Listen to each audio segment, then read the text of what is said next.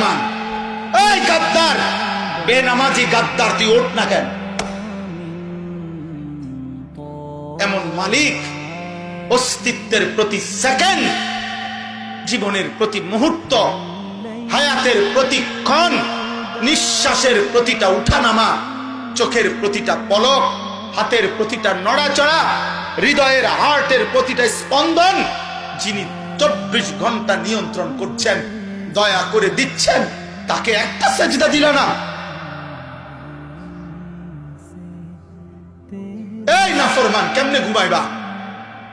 তোর বাপ তোরে কিছু বলে না? না, তোমরা কিশোর নওজোয়ান, তোমার মা আর কিছু বলে না?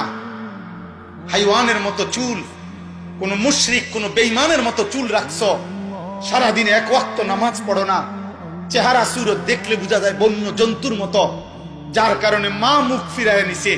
আরে বদনসিব, তোর দুর্ভাগা কপাল, তোর বাপে আর তোকে ডাকে না, তোর মা তোকে ডাকে না।